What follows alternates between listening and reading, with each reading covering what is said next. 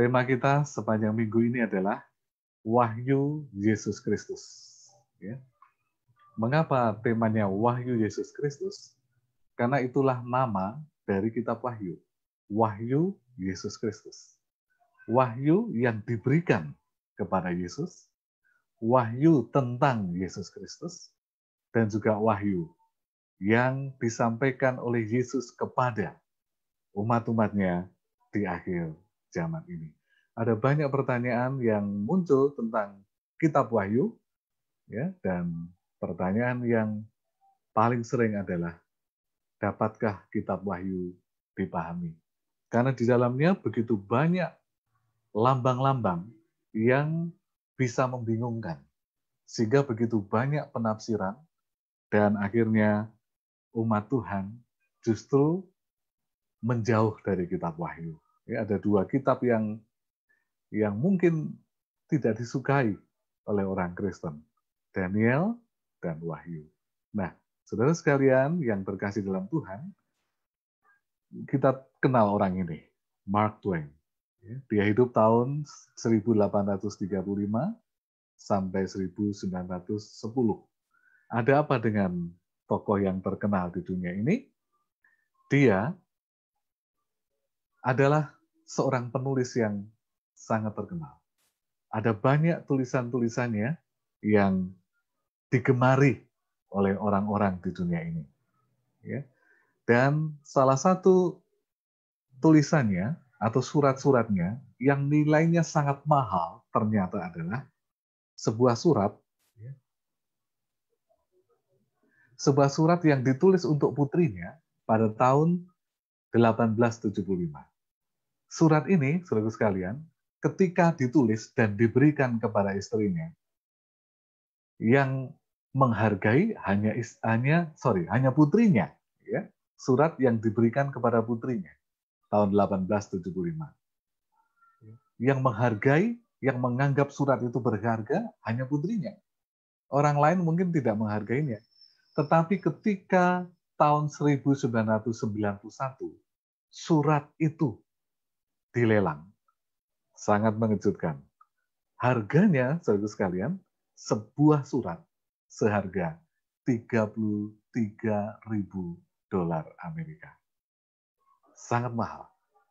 Tetapi ketika itu ditulis, ya, yang menghargai hanya Mark sama putrinya. Tetapi ketika waktu berlalu dan dijual atau dilelang, harganya sangat mahal. Itu baru satu surat. Bagaimana dengan surat-surat yang lain? Karena ternyata Mark Twain itu menulis sekitar 50.000 pucuk surat. Kita bisa bayangkan nilainya berapa. Ya, sangat-sangat luar biasa. Nah, saudara sekalian yang terkasih dalam Tuhan, nah, kita sebagai umat Tuhan tentu saja harus berbangga dan berbahagia. Kenapa? Karena sesungguhnya kita memiliki kumpulan surat yang tak ternilai harganya. Kumpulan surat yang ada pada kita, yang secara rupiah kita belinya kurang dari 100.000. Ya. Tetapi nilai di dalamnya tidak ternilai harganya. Apa itu? Hanya dalam Perjanjian Baru saja ada 27 buku, ya, 27 buku Perjanjian Baru, dan dari 27 buku itu 21 buku diantaranya adalah kumpulan surat berharga. Kalau kumpulan surat artinya dalam satu buku terdiri dari banyak surat. Kita bisa bayangkan berapa nilai yang kita punya, nilai yang kita dapatkan dari kumpulan surat berharga ini. Ya. Dan setiap surat memiliki nilai yang tidak dapat dinilai dengan uang. Kenapa? Karena berisi petunjuk kepada kehidupan. Nah, saudara sekalian yang terkasih dalam Tuhan, dan buku Wahyu memiliki 7 surat yang sangat berharga, yang ditujukan kepada 7 jemaat di Asia Kecil pada waktu itu. Ya, kita akan melihat 7 surat itu seperti apa, nilainya bagaimana, dan apa manfaatnya bagi kita pada dewasa ini. Nah, malam ini judul kita adalah ternyata kitab Wahyu dapat dimengerti. Ternyata kitab Wahyu dapat dipahami. Kalaupun banyak orang katakan kitab ini sulit, tidak dapat dimengerti, maka malam ini kita akan membuka bahwa kitab Wahyu ternyata dapat dimengerti. Bagaimana cara mengertinya? Kita akan lihat. Ya. Di dalam Wahyu pasal 1 ayat 1 dikatakan sebagai berikut. Wahyu 1 ayat 1 dikatakan sebagai berikut. Inilah wahyu Yesus Kristus yang dikaruniakan Allah kepadanya, supaya ditunjukkannya kepada hamba-hambanya apa yang harus segera terjadi. Dan oleh malaikatnya yang diutusnya, ia telah menyatakan kepada hambanya, Yohanes. Kita lihat, kitab Wahyu 1 ayat 1 memberikan satu gambaran seperti apa kitab Wahyu itu. Yang pertama, saudara sekalian, inilah wahyu Yesus Kristus. Wahyu Yesus Kristus adalah namanya. Jadi, nama buku itu adalah Wahyu Yesus Kristus. Sekarang, saudara sekalian, kita akan melihat Wahyu Yesus Kristus itu, kata wahyu sendiri, berasal dari bahasa Greka, kata Greka, apokalipsis, yang artinya diungkapkan, sesuatu yang dibuka, sesuatu yang dinyatakan, ya. Bukan sesuatu yang ditutup, bukan sesuatu yang membingungkan seharusnya, karena sebenarnya adalah kitab yang dibukakan.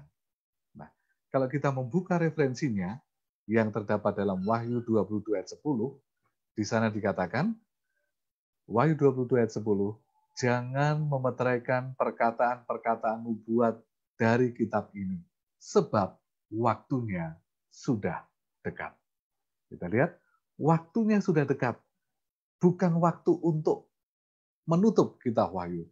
Ini adalah waktunya untuk membuka, untuk mengerti, untuk mengambil waktu, untuk mempelajarinya.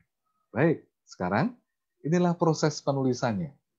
Penulisan kitab Wahyu itu sendiri. Yang pertama adalah inilah wahyu Yesus Kristus yang dikaruniakan Allah kepadanya, kepada Yesus. Ya, wahyu yang sumbernya dari Allah Bapa dikaruniakan kepada Yesus. Sekarang Bapa ke Yesus. Kemudian apa yang dilakukan oleh Yesus? Dan oleh malaikatnya, oleh malaikat yang diutus oleh Yesus, oleh malaikat yang diutus oleh Yesus, ya, kita lihat sekarang dari Bapa kepada Yesus, kepada malaikat, dan selanjutnya malaikat-malaikat itu menyatakan kepada hambanya yang bernama Yohanes. Bapa kepada Yesus, Yesus kepada malaikat yang diutusnya, malaikat yang diutusnya kepada Yohanes, dan Yohanes kepada hamba-hambanya, yaitu 7 jemaat pada waktu itu. Tetapi ini juga kepada kita saat ini. Kita lihat rangkaiannya dari Bapa kepada Yesus, kepada malaikat, kepada Yohanes, kepada jemaat. Mengapa kok tidak langsung saja dari Bapa kepada jemaat? Atau dari Yesus kepada jemaat? Kenapa prosesnya begitu panjang? Nah, saudara sekalian, Yohanes 8 ayat 17, Yohanes 8 ayat 17, ini penulis buku, penulisnya sama ya, penulis kitab Yohanes dan juga Wahyu adalah sama, Yohanes. Apa dikatakan di sana? Dan dalam kitab Tauratmu ada tertulis bahwa kesaksian 2 orang adalah sah. Nah, ternyata kitab Wahyu diberikan dengan banyak saksi. Yaitu Bapa ada di sana, ada Yesus di sana, ada malaikat, ada Yohanes, dan ada jemaat. Kenapa? Karena bagi mereka, sesuatu itu akan sah kalau ada saksinya 2 atau lebih. Kalau hanya contohnya Yohanes saja, maka bisa saja Yohanes dikatakan sebagai pembual. Omong kosong, tidak ada saksinya. Nah, saudara sekalian, kitab Wahyu begitu banyak saksinya. Untuk apa? Untuk menjaga bahwa manusia tidak bisa meragukannya. Ya, kita tidak bisa meragukannya. Banyak saksi artinya sah. Kitab Wahyu itu benar dan sah. Banyak saksi artinya itu sangat penting. Ya, tidak bisa dibiarkan, tidak bisa dilewatkan, harus dipelajari. Banyak saksi artinya dijaga keasliannya. Kalau Yohanes berusaha untuk merubah poin-poin tertentu, ada malaikat yang akan menegurnya. Kalau malaikat merubah pesan, Yesus ada di sana. Kalau Yesus mau merubah pesannya, ada Bapa di sana. Atau jemaat yang berusaha untuk merubah. Maka ada malaikat, ada Yesus, ada Bapa yang melindungi keaslian. Ya. Oleh karena banyak saksi, maka kitab ini justru harus disampaikan kepada dunia, bukan untuk disimpan.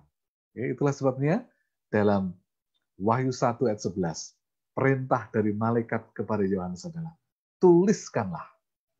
Ya. Semua yang disampaikan ditulis. Kenapa harus ditulis? Itu pun ada maksudnya. Tuhan tahu bahwa manusia di akhir zaman, kita sekarang ini, adalah manusia yang pelupa. Kalau nggak ditulis, ya kalau dari mulut ke mulut, bisa berubah. Tetapi kalau hitam di atas putih, itu menjadi bukti yang sah dan kuat dan tidak bisa berubah. Wahyu 1 ayat 11 dikatakan sebagai berikut. Apa yang engkau lihat, tuliskanlah di dalam sebuah kitab, dan kirimkanlah kepada ketujuh jemaat ini, ke Efesus, ke Smyrna, ke Pergamus, ke Tiatira, ke Sardis, ke Philadelphia, dan ke Laodikia. Pada saat kitab Wahyu ini ditulis oleh Yohanes di Pulau Patmos, 7 jemaat ini sudah ada di sana. 7 jemaat ini sudah eksis. 7 jemaat ini sudah banyak anggotanya. Nah, tetapi apa yang tertulis di dalam kitab Wahyu ini, 7 jemaat itu nanti, walaupun secara fisik ada di sana, tetapi karakteristik dari ketujuh jemaat itu akan mewakili karakteristik jemaat-jemaat Allah sepanjang zaman sampai Yesus datang yang kedua kali. Dengan demikian, ini bukan sebuah khayalan atau karangan Yohanes, tetapi betul-betul sebuah surat, sebuah firman yang diberikan oleh Allah, yaitu wahyu Yesus Kristus, yang disampaikan oleh malaikatnya kepada Yohanes, kepada 7 jemaat. Ya. Jadi, kenapa harus 7? Ini juga lebih dari 1. Artinya ini sah, tidak dapat diragukan. Nah, saudaraku sekalian, kita akan lihat selanjutnya. Ya, tempat ini benar-benar nyata, ada dalam sejarah, dan akan menggambarkan perjalanan gereja Tuhan sepanjang sejarah. Kita lihat sekali lagi, ini rangkaiannya. Ya. Dari Bapa, Yesus Kristus, kepada malaikat, kepada Yohanes, kepada jemaat. Nah, tujuannya ini salah satunya adalah untuk menjaga bahwa firman atau kesaksian Yesus ini tidak boleh dirubah oleh siapapun. Dalam Wahyu 22:18, Wahyu 22:18 dikatakan, jika seorang menambahkan sesuatu kepada perkataan-perkataan ini, maka Allah akan menambahkan kepadanya malapetaka-malapetaka yang tertulis dalam kitab ini. Artinya, jangan ada yang berani-berani menambahkan atau memberi keterangan berbeda dari maksud yang dituliskan di kitab Wahyu. Kenapa? Allah akan menambahkan malapetaka kepada mereka. Artinya apa? Bagi mereka yang menambah, bagi mereka yang merubah, tidak ada keselamatan. Nah, kemudian Kita lihat, sebaliknya di ayat yang ke-19, Wahyu pasal 22 ayat 19, tadi menambahkan bagaimana kalau mengurangi. Karena zaman sekarang ini ada banyak yang merasa, oh pasal ini sulit, nggak usah kita pelajari.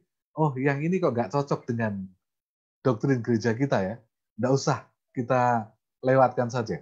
Tetapi apa kata Yesus Sang Wahyu dalam Wahyu 22 ayat 19? Dan jikalau seorang mengurangkan sesuatu dari perkataan-perkataan dari kitab nubuat ini, maka Allah akan mengambil bagiannya dari pohon kehidupan dan dari kota kudus itu. Apa artinya? Menambah tidak boleh, mengurangi tidak boleh. Kalau begitu, biarkan kitab Wahyu menerangkan dirinya. Biarkan sejarah membuktikan kebenarannya. Tidak usah ditambah, tidak usah dikurang. Itu adalah cara yang paling aman agar kita tidak kehilangan kehidupan kekal yang Tuhan sudah janjikan. Nah, sekarang saudaraku sekalian, isi kitab Wahyu ini, ya, isi Wahyu Yesus Kristus ini adalah Wahyu 11, Wahyu 1 ayat 1, di sana dikatakan dengan sangat jelas, apa yang harus segera terjadi. Kata segera di sana menunjukkan bahwa ini harus sesuatu yang tidak bisa ditahan lagi, tidak bisa ditunda lagi. Ya. Oleh karena itu, karena begitu pentingnya kitab Wahyu ini, maka harus dibuka, harus dipelajari, dan bahkan dibagikan kepada orang lain. Nah, mari kita lihat bagan supaya kita lebih mengerti. Ini adalah Yohanes. Yohanes menulis sejak zamannya sampai dunia baru. Pasal 21, 22, ya, dari zaman Yohanes sampai dunia baru. Itulah yang dikatakan oleh Yesus bahwa segera terjadi. Dan ini diulang-ulang, segera terjadi. Artinya, setelah Yohanes, maka semua yang tertulis dalam kitab Wahyu akan terpenuhi satu-satu tanpa dapat ditahan kembali. Nah, sekarang kita hidup di sini. Zaman Yohanes sudah lewat.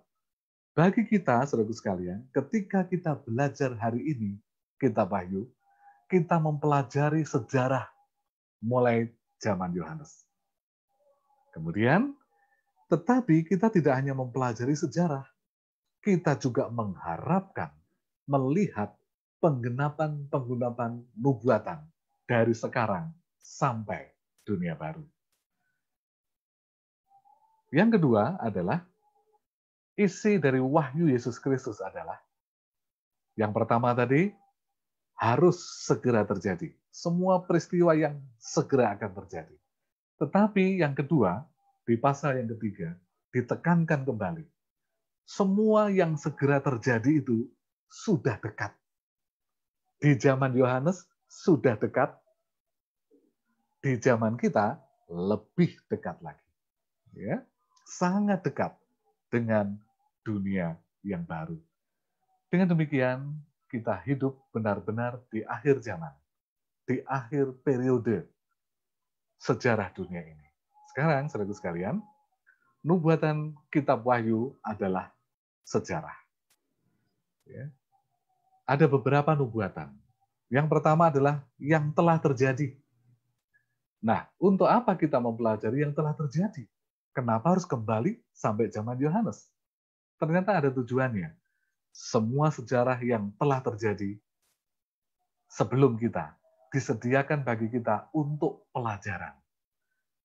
Kita melihat pengalaman umat-umat Tuhan dan kita pelajari agar kita tidak jatuh dalam dosa yang sama, agar kita lebih kuat dan lebih hati-hati. Yang kedua adalah nubuatan kitab Wahyu adalah pelajaran sejarah yang sedang terjadi. Saat ini sedang terjadi. Perkembangan begitu pesat. Penggenapan-penggenapan kitab Wahyu begitu nyata. Untuk apa? Disediakan bagi kita sebagai kesaksian. Kesaksian bahwa Wahyu ini benar. Firman Tuhan ini benar.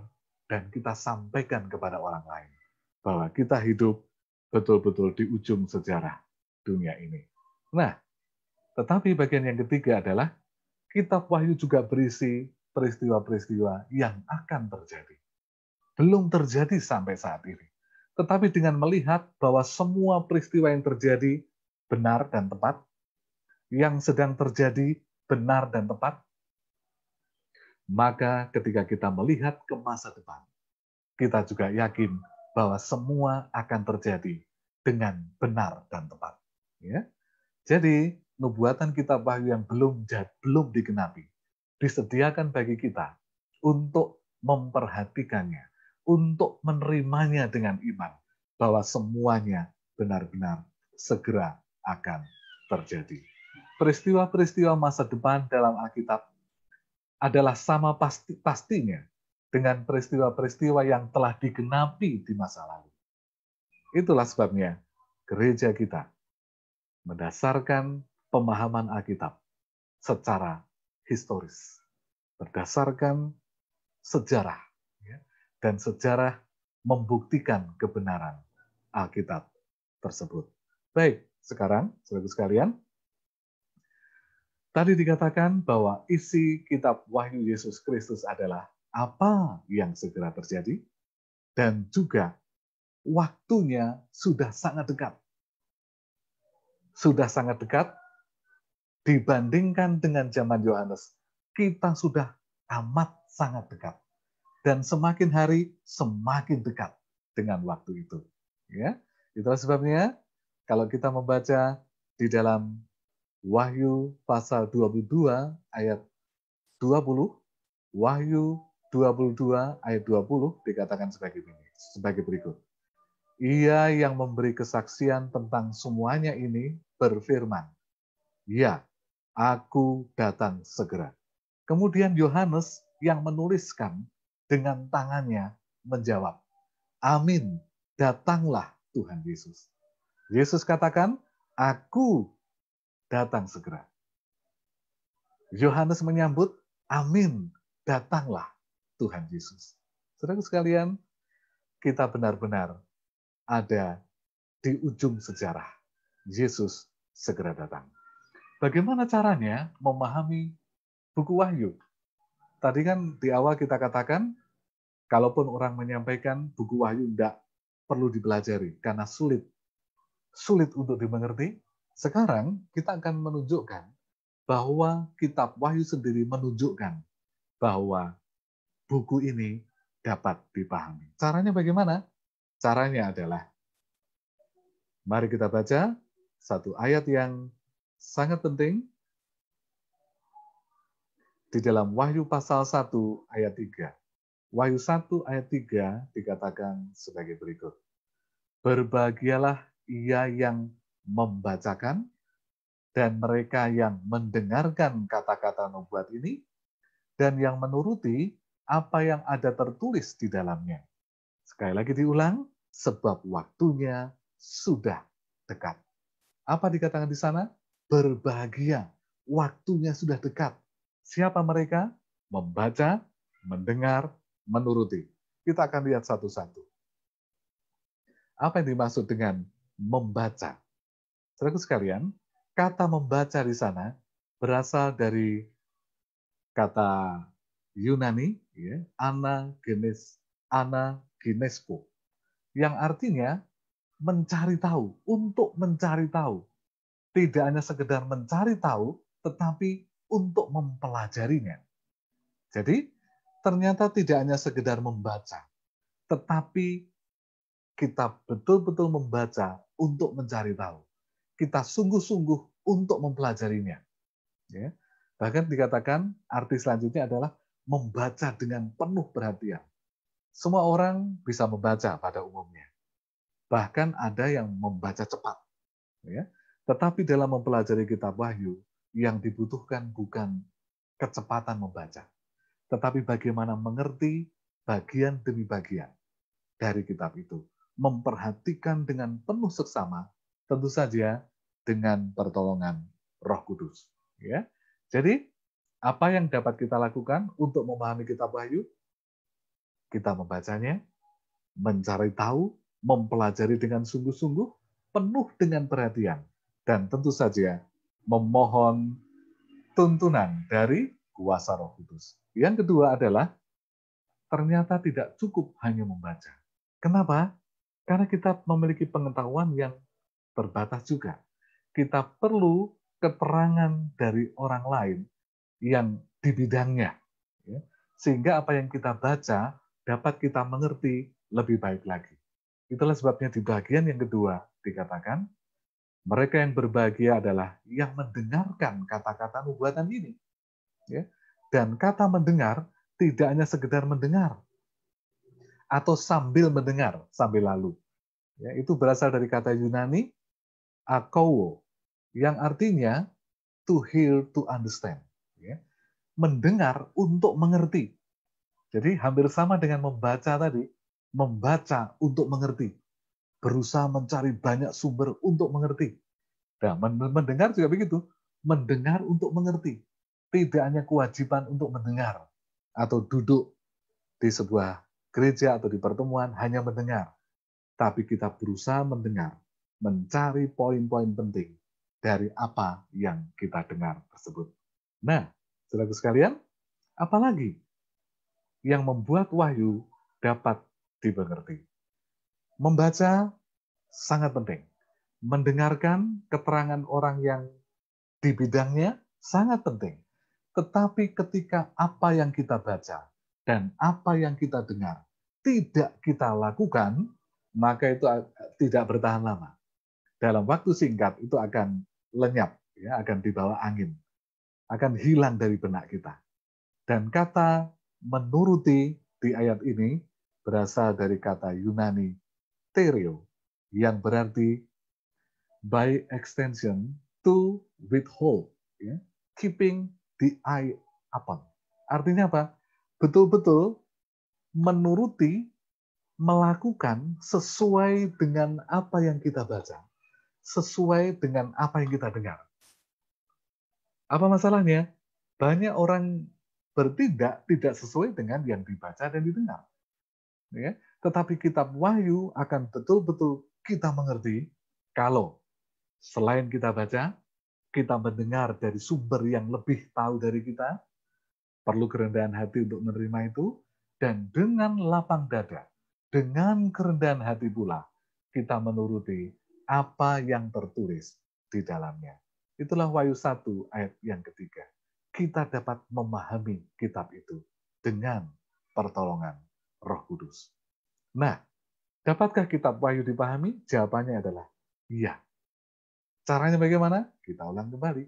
Dengan mempelajarinya, dengan mencari tahu, dengan penuh perhatian. Ya. Bagaimana caranya? Tidak cukup membaca, kita mendengar sungguh-sungguh. Berusaha untuk mengerti apa yang kita dengar. Yang ketiga, dengan rendah hati, kita menurutinya. Dengan penuh kesungguh-sungguhan, kita menjaganya. Menjaga apa yang kita baca. Jangan digoyahkan oleh teori-teori orang lain yang tidak jelas. Jaga, pertahankan apa yang benar, dan dengan pertolongan Roh Kudus, kita menghidupkannya. Mengapa selama ini kitab Wahyu dianggap sulit dipahami? Jawabannya, dalam Yesaya 29 ayat 10-14, ketika Yesaya mendapatkan penglihatan, dia tidak sanggup memahami apa yang tertulis. Ya. Dikatakan di ayat 11, aku tidak dapat membaca, sebab kitab itu termeterai. Ayat 12, aku tidak bisa membaca. Ya. Kenapa Yesaya nggak bisa membaca? Ternyata Tuhan memberikan keterangan. Kenapa kita tidak bisa memahami? Bukan berarti Yesaya tidak bisa membaca tulisannya. Yesaya bisa membaca tulisannya, namun tidak mengerti. Ya, itu terjadi pada kita sekarang kan. Kita bisa membaca tulisannya, huruf-hurufnya jelas, tapi nggak mengerti. Yesaya 29:13 mengatakan begini. Oleh karena bangsa ini datang mendekat dengan mulutnya dan memuliakan aku dengan bibirnya, padahal hatinya menjauh daripadaku, dan ibadahnya kepadaku hanyalah perintah manusia yang dihafalkan. Kalau begitu, mengapa kita sulit memahami tidak hanya buku Wahyu, tetapi kitab-kitab yang lain, buku-buku yang lain dalam Alkitab ini? Kenapa? Karena kita mendekat, kita hanya membaca dengan mulut. Kita memuji Tuhan ya hanya dengan mulut saja. Ya. Kita memuliakan Dia dengan bibir saja. Padahal hati kita tidak ada di sana. Ibadah kita ya menuruti kebiasaan saja. Tidak datang dari hati. Tidak ada kesungguh-sungguhan. Itulah sebabnya Alkitab sulit dipahami bagi mereka. Sekarang, kitab Wahyu sulit dipahami juga karena banyak yang memutarbalikkan. Karena banyak orang yang sok tahu. Begitu banyak teori sehingga kita bingung. Loh, si A katakan begini, si B katakan begini. Pendeta itu katakan begini, pendeta di sana katakan begitu. Terus apa yang benar? Ya. Petrus memberikan satu penjelasan kepada kita tentang tulisan Paulus yang juga sulit dipahami. Dikatakan sebagai berikut, 2 Petrus 3:16. 2 Petrus 3:16. Dalam semua suratnya, Paulus selalu menulis tentang hal ini. Memang ada beberapa hal yang sukar dipahami dalam surat-suratnya itu. Dan bagian itu diputarbalikkan oleh orang-orang yang tidak tahu apa-apa dan yang tidak teguh imannya. Hal itu tidak mengherankan, karena bagian-bagian lain dari Alkitab diperlakukan begitu juga oleh mereka. Apa yang mereka lakukan itu hanya mengakibatkan kehancuran mereka sendiri. Kita lihat mengapa banyak umat Tuhan bingung tentang Alkitab, termasuk kitab Wahyu. Karena ada orang-orang lain yang sengaja memutarbalikkan isi dari Alkitab, isi dari kitab Wahyu. Ya. Bahkan itu disengaja oleh orang-orang. Untuk apa? Untuk menyesatkan. Begitu banyak teori sekarang muncul, sabat lunar, atau Roh Kudus bukan Allah, dan sebagainya. Banyak teori yang akhirnya justru lari dari Alkitab. Kenapa? Karena telinga kita mendengar sumber-sumber yang tidak pas. Kita tidak puas dengan pelayanan yang ada di jemaat, sehingga kita mencoba mencari sendiri yang memuaskan kita. Saudara sekalian, kitab Wahyu dianggap sulit dipahami. Sekarang kita bisa menjawab, tidak. Kenapa? Karena kita mau mencari tahu, kita mau membacanya. Kitab Wahyu sulit dipahami, kita harus dengan berani katakan tidak. Kenapa?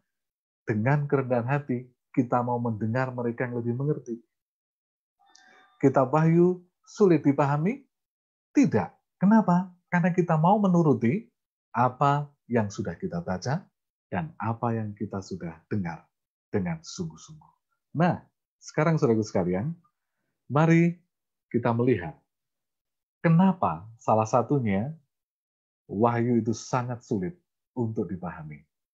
Ternyata ada oknum yang lain yang bekerja keras agar kita memang tidak mengerti. Wahyu 12 ayat 10, pendakwa saudara-saudara kita yang mendakwa mereka siang dan malam di hadapan Allah kita. Apa artinya?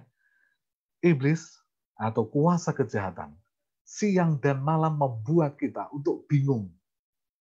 Siang dan malam mencoba menyalahkan apa yang sudah kita baca, menyalahkan apa yang sudah kita dengar, dan membuka peluang untuk mendengar justru yang palsu. Dan itu siang dan malam. Saudara sekalian, kita dapat bayangkan, kalau siang dan malam setan berusaha mengalihkan kita dari kebenaran, terus kita ternyata tidak membaca Alkitab, bukankah begitu mudah kita terbawa ke arus yang salah? Ya? Membaca saja, kita masih tidak bisa melawan kuasa kejahatan. Apalagi tidak membaca. Roh Kudus akan menolong kita jika kita dengan sungguh-sungguh membacanya. Bahkan di dalam Markus 13 ayat 22, Markus 13 ayat 22, pendakwa yang bekerja siang dan malam kepada kita itu punya maksud yang luar biasa. Apa itu? Sekiranya mungkin menyesatkan orang-orang pilihan juga. sekiranya mungkin menyesatkan jemaat-jemaat ini yang pada waktu itu ada 7 jemaat di Asia Kecil. Setan bekerja keras. Ya. Itulah sebabnya Tuhan menyuruh Yohanes untuk menuliskan surat kepada mereka agar mereka dikuatkan. Dan itu pun setan bekerja keras agar surat itu pun disalah mengerti, ya. Agar surat itu pun diragukan, karena memang setan berusaha menyesatkan orang-orang pilihan. Baik, sekarang kita masuk ke bagian yang penting, yaitu dari 7 jemaat. Malam ini kita akan melihat sekilas saja tentang jemaat yang pertama, yaitu jemaat Efesus.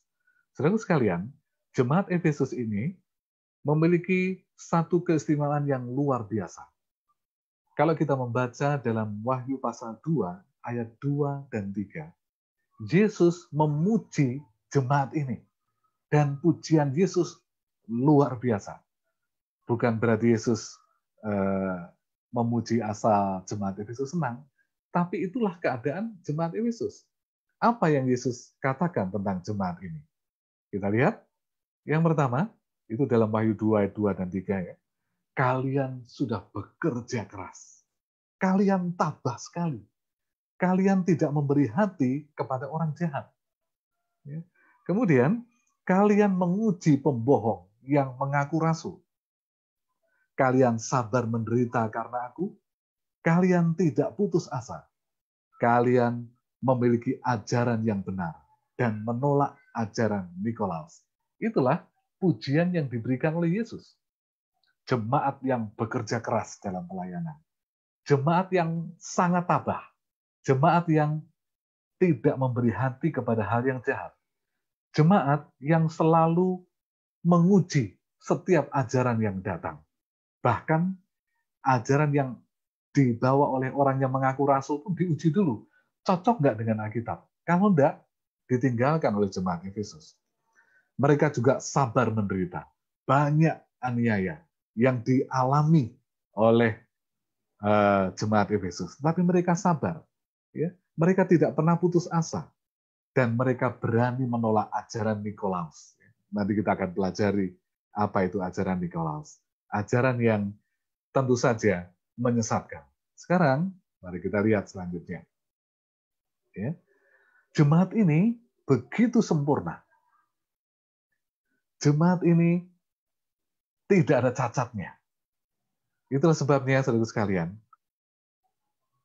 jemaat ini disebut dengan jemaat yang Efesos dalam bahasa Yunani. Efesos artinya desirable. Ya. Jemaat yang diidam-idamkan. Kenapa diidam-idamkan? Begitu sempurna.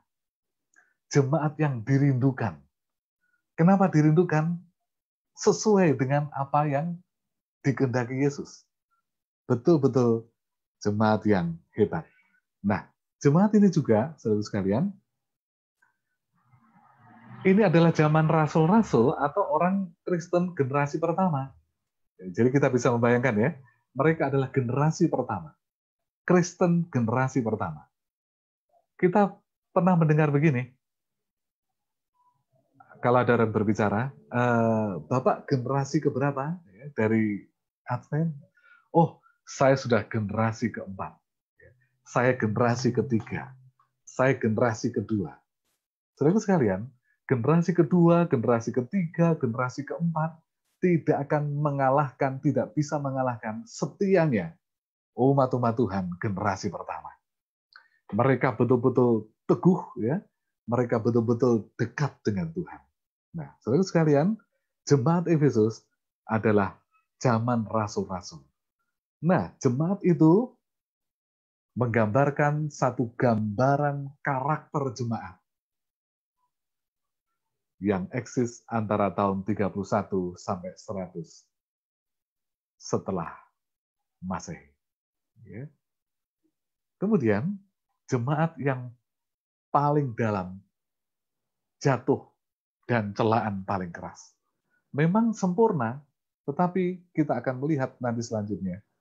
Jemaat yang sebelumnya diidam-idamkan itu ternyata jatuh paling dalam dan celaan paling keras di antara 7 jemaat lainnya. Loh kok bisa? Generasi pertama kok mendapat celaan yang luar biasa? Jemaat rasul-rasul kok justru dicela? Ada apa? Kita lihat ya. Di dalam Wahyu pasal 2 ayat 4 dikatakan sebagai berikut. Namun demikian, aku mencela engkau, karena engkau telah meninggalkan kasihmu yang semula. Saudaraku sekalian, kesetiaan mereka, kesempurnaan mereka, kehebatan mereka, keberanian mereka, ternyata dicela oleh Yesus, sang pemilik jemaat. Kenapa? Karena satu pelanggaran yang paling besar, yang paling dalam. Apa itu? Kehilangan kasih yang semula.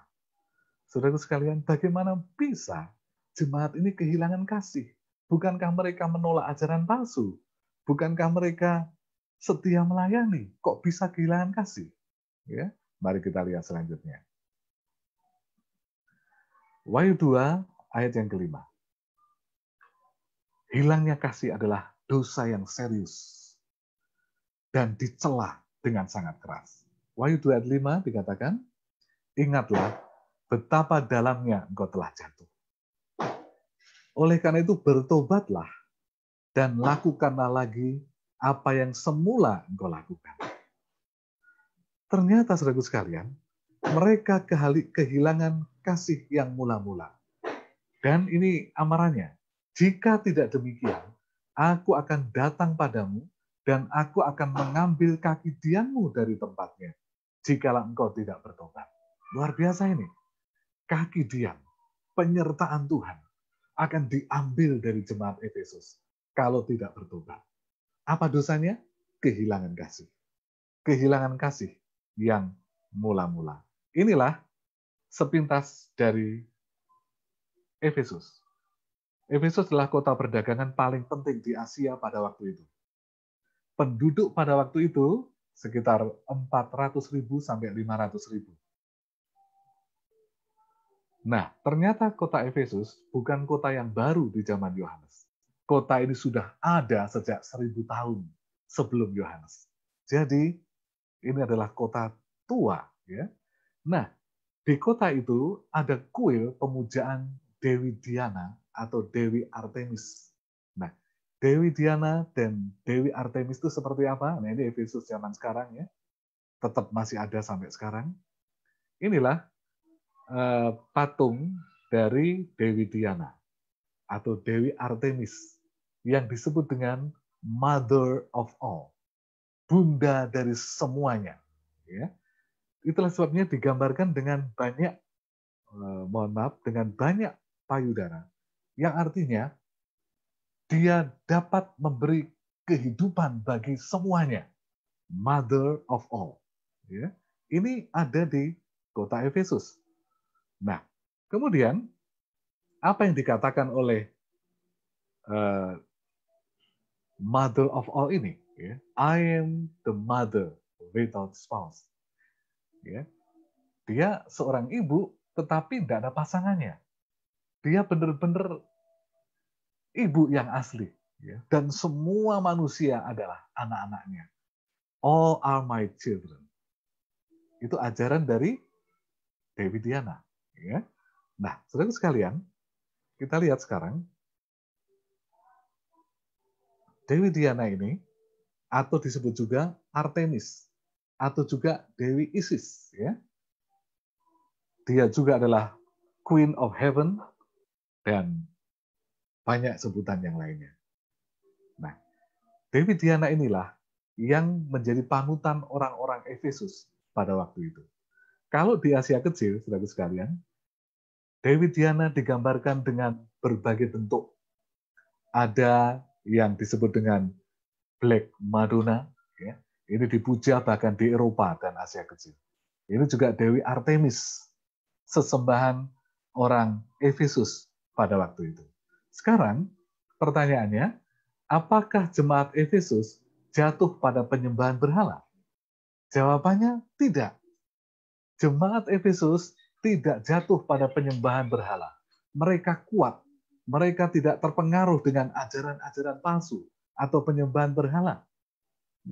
Jemaat Efesus menghadapi tantangan yang luar biasa, tapi mereka kuat, tidak jatuh pada penyembahan berhala. Kalau begitu, apakah jemaat Efesus jatuh kepada ajaran-ajaran palsu? Tidak juga. Kenapa?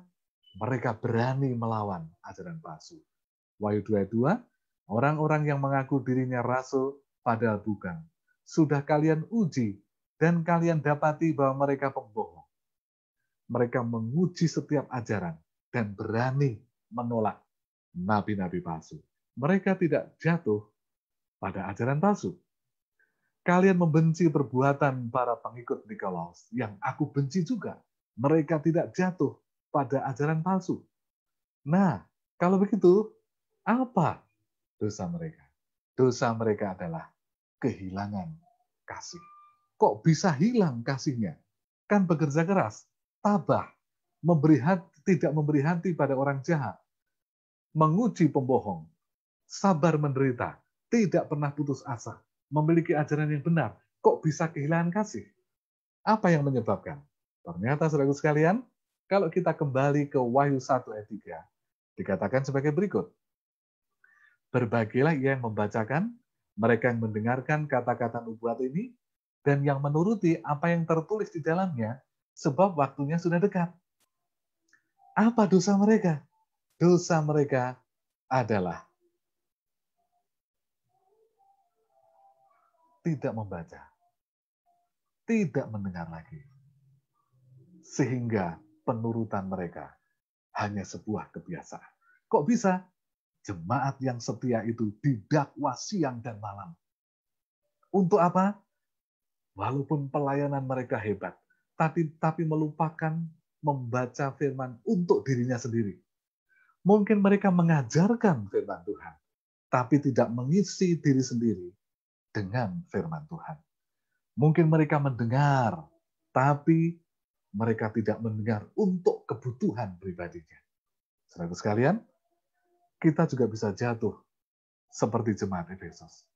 Sesempurna apapun pelayanan kita, kalau kita melupakan waktu sendirian dengan Tuhan, membaca firman-Nya, mendengar suaranya, dan untuk menuruti apa yang kita baca dan dengar dari hati, kita bisa jatuh. Karena mereka atau kuasa kejahatan itu selalu ingin agar menyesatkan orang-orang pilihan. Saudaraku sekalian, kenapa mereka kehilangan kasih? Terlalu sibuk melayani, kehilangan waktu untuk firman-Nya. Mengapa mereka jatuh dalam dosa yang begitu besar? Tidak ada waktu untuk membaca, tidak ada waktu untuk mendengar, tidak ada waktu untuk menyimpan di hati firman Tuhan. Saudaraku sekalian yang terkasih dalam Tuhan, kebutuhan akan firman Allah, membaca, mendengar, menuruti, tidak dapat digantikan oleh apapun. Nah, sekarang tanpa firman, tanpa membacanya, tanpa mendengar, tanpa menurutinya, kita akan kehilangan hal terbesar dalam hidup, yaitu kasih yang mula-mula. Kalau sudah kasih yang mula-mula hilang, pekerjaan keras pun tidak ada artinya. Ketabahan kita tidak ada artinya. Kita menolak kejahatan tidak ada artinya.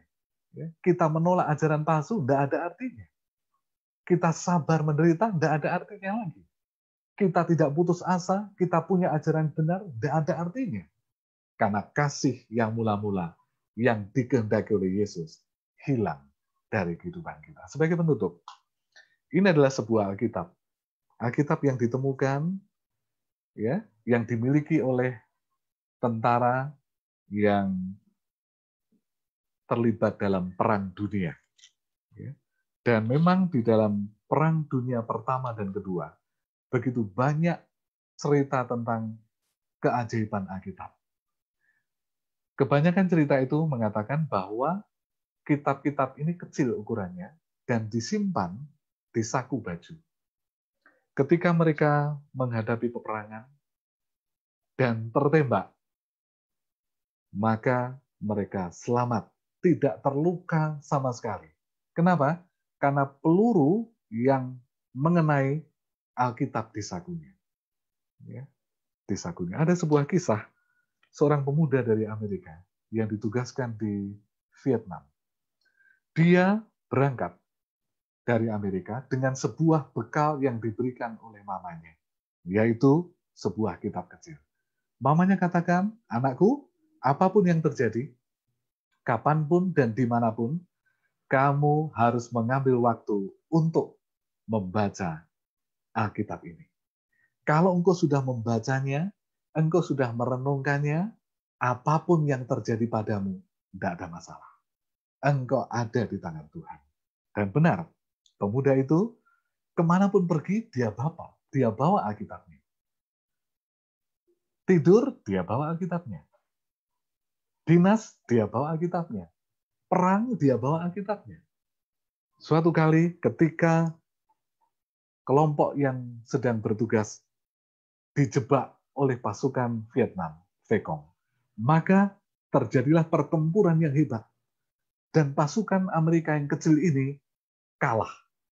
Mereka banyak yang terluka. Ya, tetapi saudara sekalian, pemuda dari Amerika ini merasa ketakutan. Dan dia tidak sanggup untuk menembak musuh. Sehingga komandan yang memimpin pasukan kecil itu katakan, anak muda, kenapa? Kenapa jadi pengecut seperti ini? Ya, ayo cepat lawan. Tapi apa kata pemuda ini?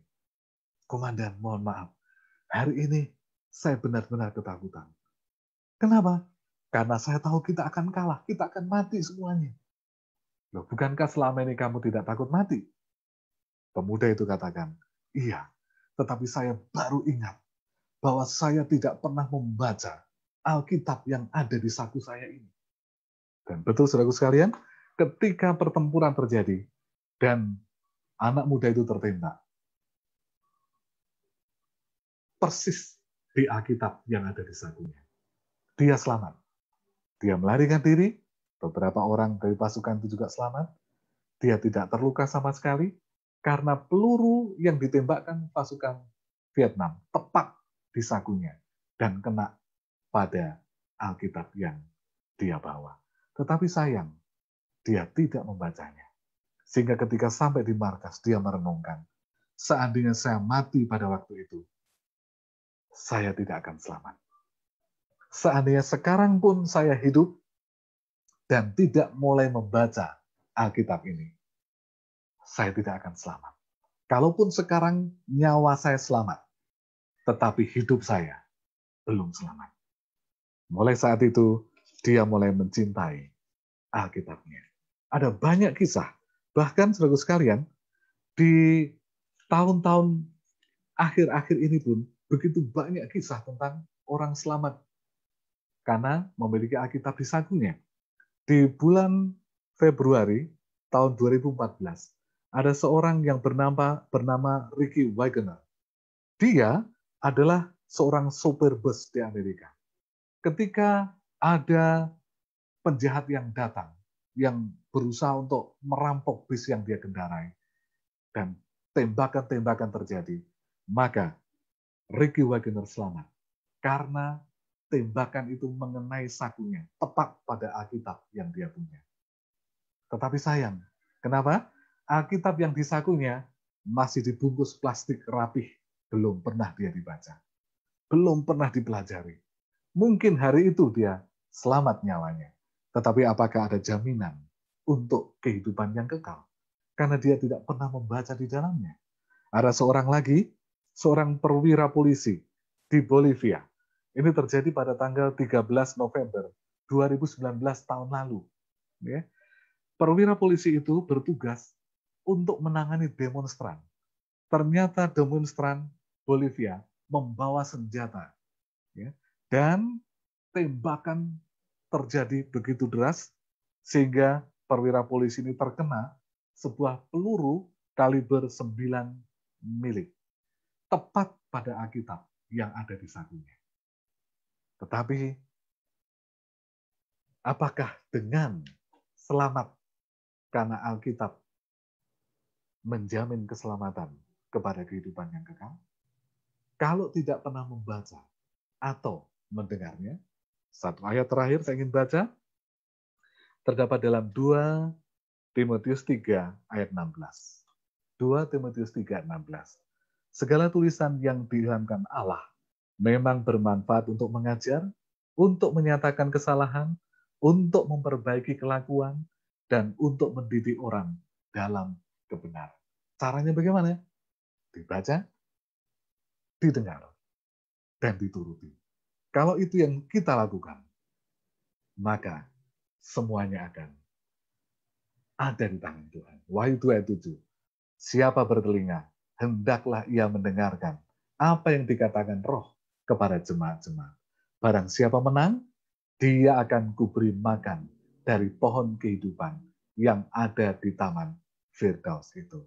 Kitab Wahyu dapat dipelajari kalau kita dengan pertolongan Roh Kudus membacanya, mempelajari dengan serius, membuka telinga kita untuk keterangan sumber yang benar, dan dengan kerendahan hati menurutinya.